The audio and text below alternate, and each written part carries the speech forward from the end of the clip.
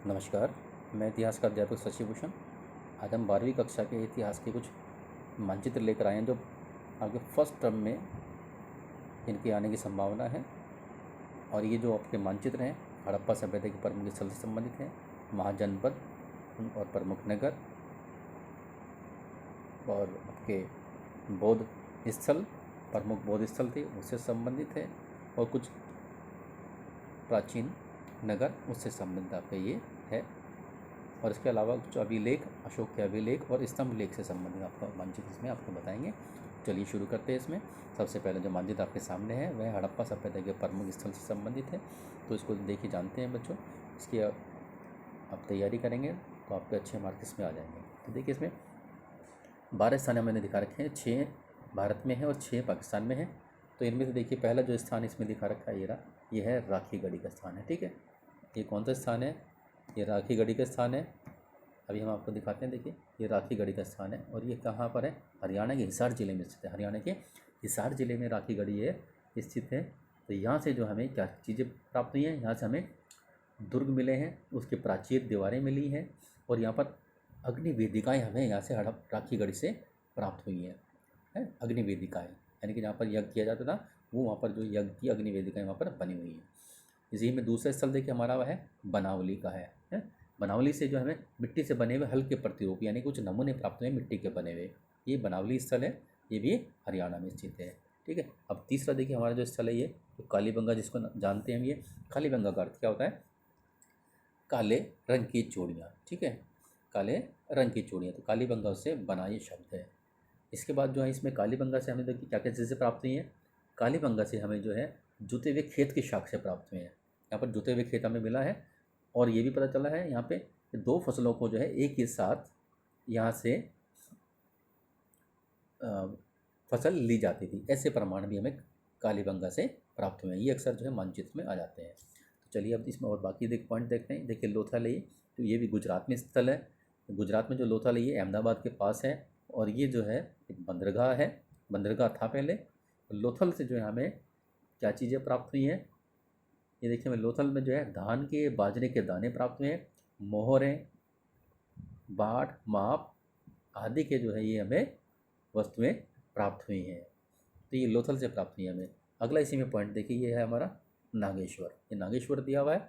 तो नागेश्वर जो है ये भी समुद्र किनारे पर स्थित है, और यहाँ पर जो शंख से बनी हुई चूड़ियाँ, पच्चीकारी का सामान और आपके करछियाँ आदि बनाई जाती थी, और उनको निर्यात कर दिया जाता था आगे मोहनजोदड़ो, हड़प्पा की तरफ जो है या अन्य स्थलों की तरफ निर्यात कर दिया जाता था।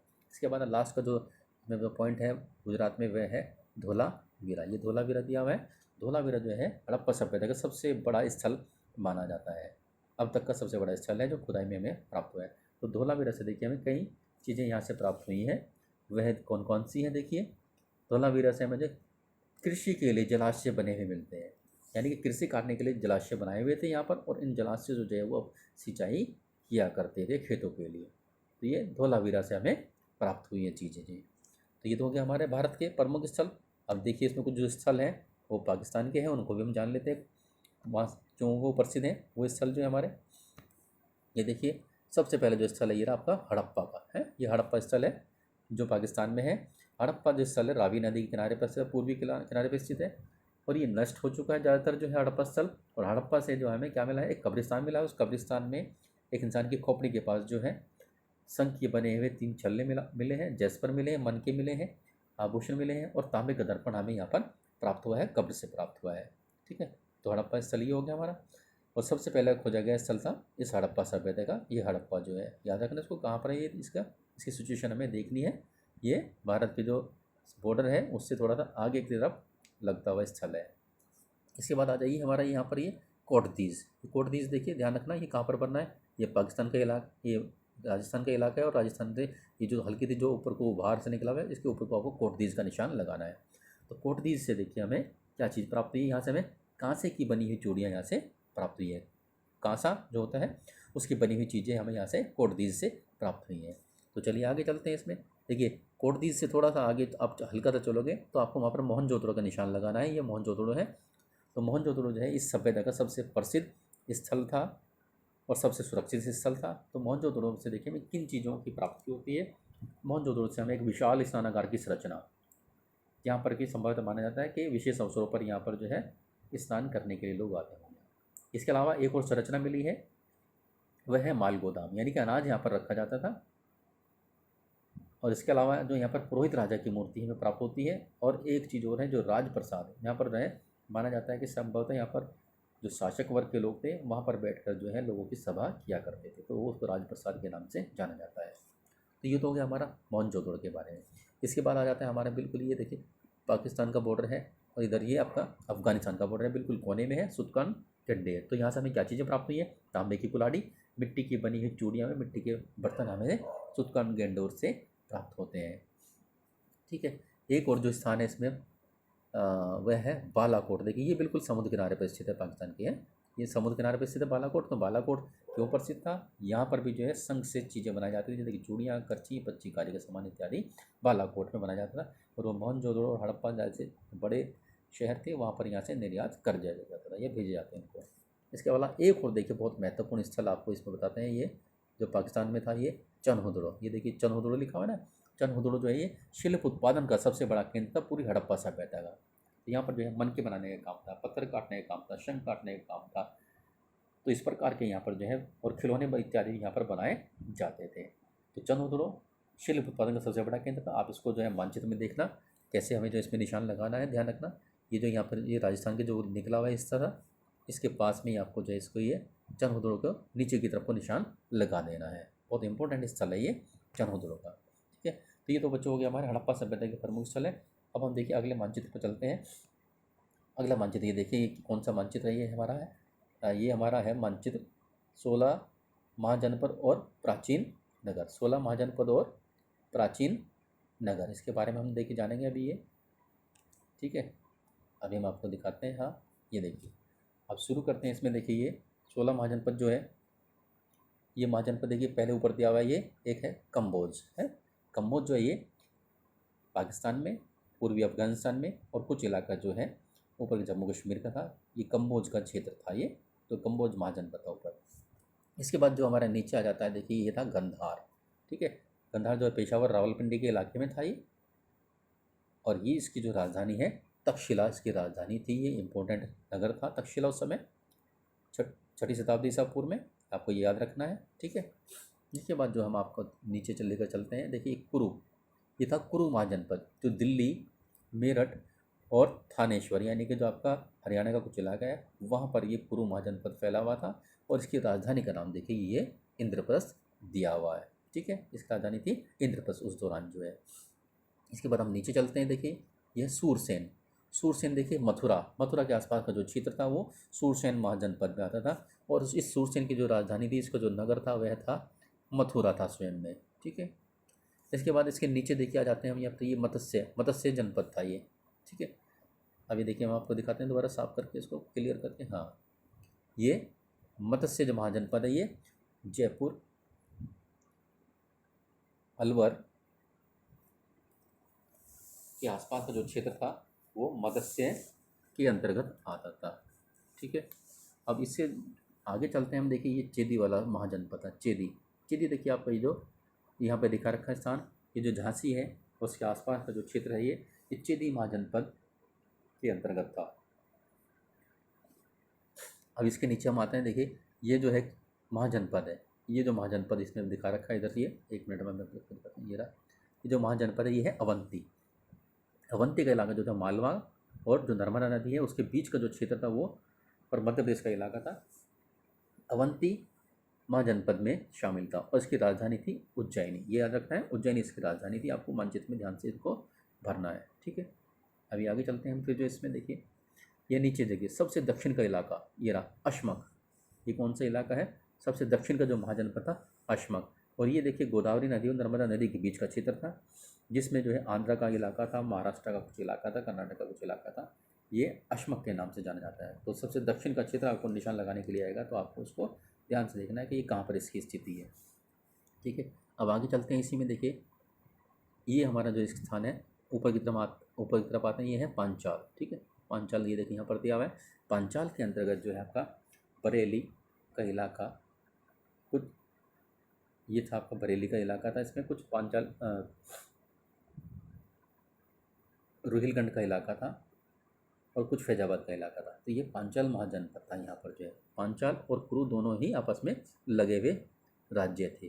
ठीक है। इसके बाद देखिए आपका ये कौशल दिया हुआ है।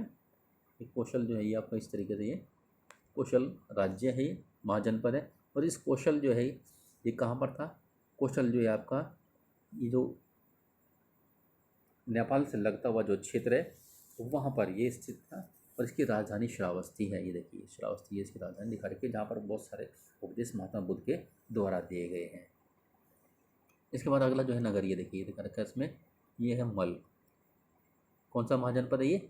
मल है, जो देवरिया जिले और गोरखपुर जिले के आसपास का जो क्षेत्र था वो मल के अंतर्गत था। और इसकी राजधानी थी कुशीनगर। ठीक है, इसकी राजधानी कौन सी थी? कुशीनगर मल्लों की राजधानी थी। इसके बाद अगले पर जाते हैं हम। देखिए ये था वज्जी। ठीक है, ये वज्जी जो है यहाँ पर दिखा रखा है इसमें।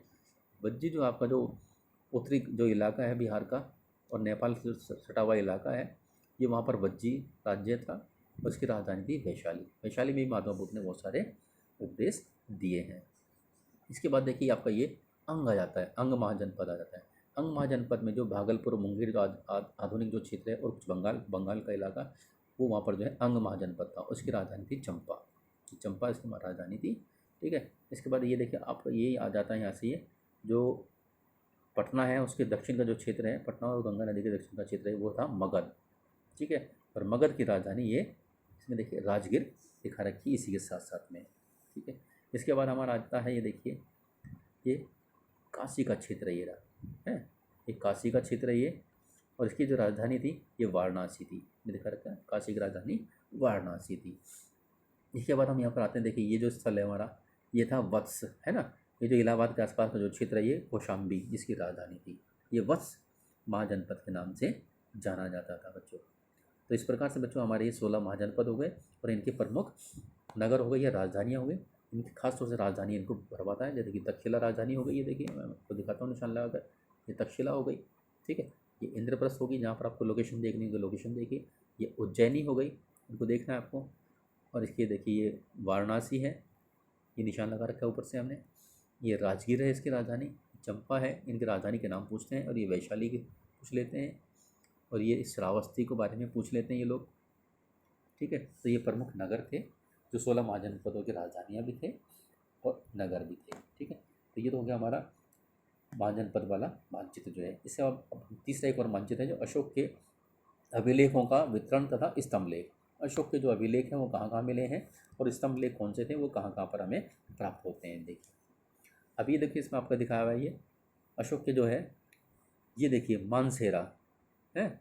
ये मानसेरा जो है ये पाकिस्तान के शहबाजगढ़ी ज़िले में, पाकिस्तान के ज़िले में स्थित है, हजारा ज़िले में स्थित है। और दूसरा जो है एक और ऐसे ये शहबाजगढ़ी का अभिलेख है। ये अभिलेख है जो हमने ट्रायंगल से जो दिखाया गया, ये क्या है, ये अभिलेख है। तो मानसेरा पाकिस्तान के हजारा ज़िले में है शहबाज, और दूसरा है जो ये शहबाजगढ़ी का ही, यहाँ से हमें मिलते हैं अभिलेख जो अशोक के।